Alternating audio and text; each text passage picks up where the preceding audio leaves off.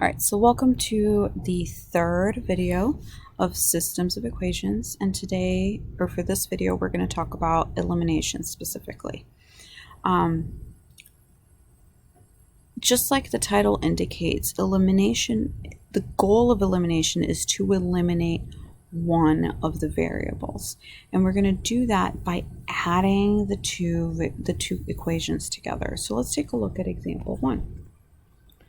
For example 1, we have 3x plus y equals 5, 2x minus y equals 0.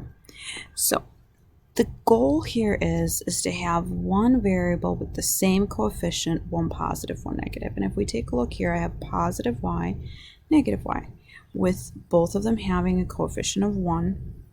Okay, and if we were to add them together, you would get that those y's would disappear. So that's exactly what we're going to do. We're going to add the two equations together, and those would disappear. So we would have 3 plus 2, which is 5x, is equal to 5 plus 0, which is 5. Okay, so now that we have essentially eliminated one of the variables, which is y, I'm going to go ahead and divide both sides by 5. So x is going to equal 1. So now I have solved for one of my variables. So I'm going to use what I have solved for, and I'm going to pick one of them. It doesn't matter which one. I'm going to actually pick the top one just because I have a positive y. And I'm going to plug in what I just found, which the x is 1. And you're going to solve for y. So I have 3 plus y is equal to 5. Subtract both sides by 3. Y is equal to 2. Which means to say my ordered pair is 1, 2. So this is my solution. I'm going to go ahead and check to see if I did this correct by plugging in 1 for x and 2 for y into both equations. So I'm going to plug it in for the first one first. So 3 times 1 plus 2 should equal 5. So that's 3 plus 2, and that does indeed equal 5. Now I'm going to do the same thing for the next one, for the next equation. So I have 2, and I'm going to plug in 1 for x minus 2 for y, and that should equal 0. Well, 2 times 1 is 2, minus 2, that does indeed equal 0. So I know that that is the correct solution. 1, 2 is the solution to this particular system of equations. Now, if we take a look at the next set, I do not have a variable that has the same coefficient, one positive, one negative. So what I look for is a variable that has a coefficient on 1 and the other coefficient is 1, and that would be my x's. So I have a 2x for my second equation, and I have a 1x in the top equation. So what I'm going to do is I'm going to multiply the whole top equation by a number that will create an additive inverse with the second the x term in the second equation. And so that way, if I were to add them together, they'll cancel. And so the additive inverse of 2 is going to be negative 2. So I'm going to multiply the top equation by negative 2, which will give me negative 2x minus 8y, and then I multiply the 2 as well, is equal to negative 4. And then I'm just going to rewrite my second equation directly underneath it. I'm not going to change a thing. And then we just add them together. The 2x's and the negative 2x cancel, so I'm going to add negative 8y and positive 5y, which is a negative 3y.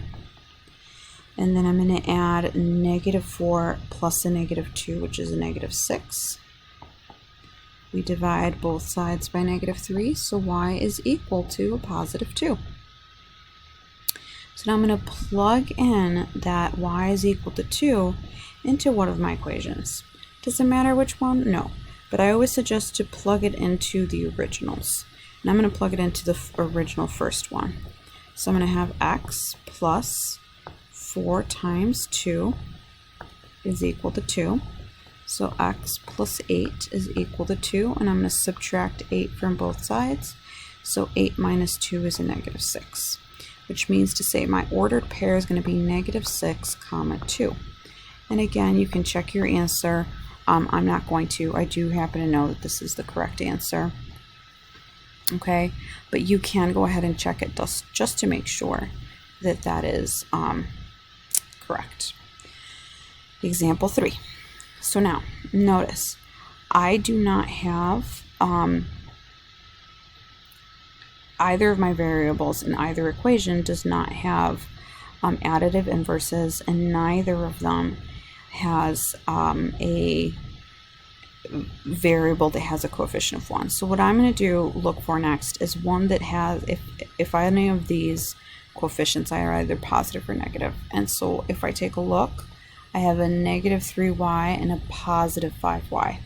So what I'm going to do is I'm going to multiply the top equation by 5. And I'm going to multiply the bottom equation by 3, because then I'll have a -15y and a positive 15y. And then those will cancel. And keep in mind, I need to multiply every single term by those numbers. So 5 times 4x is 20x. -3y times 5 is -15y, which is what I wanted, is equal to 5 times 10, which is 50. And then I'm going to do the same thing with the bottom, but I'm going to multiply it by 3. So 3 times 3 is 9x. 3 times 5y is 15y. And -7 times 3 is a -21. So now we're going to add. The y's are going to disappear, which is what I want. So I have 29 is equal to, or sorry, 29x is equal to positive 29. So x is going to equal 1. Great. So again, I'm going to plug in the 1 in for x, and you can pick either one. And just to show that you can pick either one, I'll go ahead and pick the bottom original. So I have 3 times 1 is equal to 5, not equal to,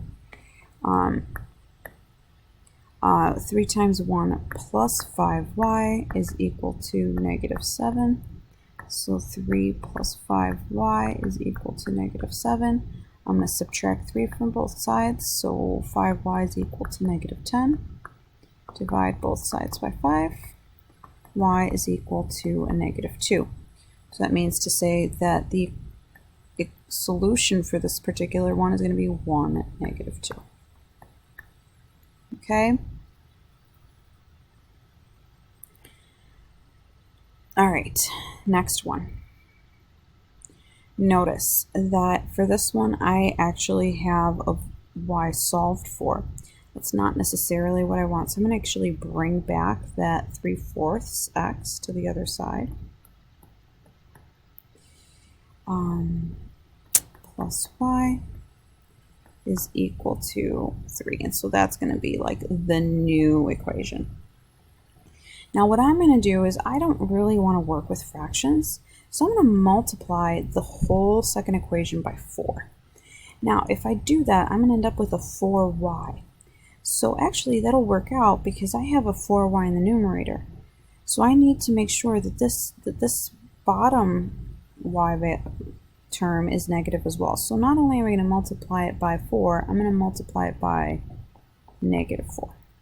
So what will happen here is if I do that, I'm going to get rid of this 4 in the denominator, So I'm going to have -3x minus 4y is equal to -12. And then my top equation, I'm just going to rewrite down here. It doesn't matter if it's on the top or on the bottom. And look what's going to happen. If I were to add them, the 3x's cancel, the 4y's cancel, and actually the 12's cancel. So I have 0 is equal to 0. Now we have a situation where this is a true statement.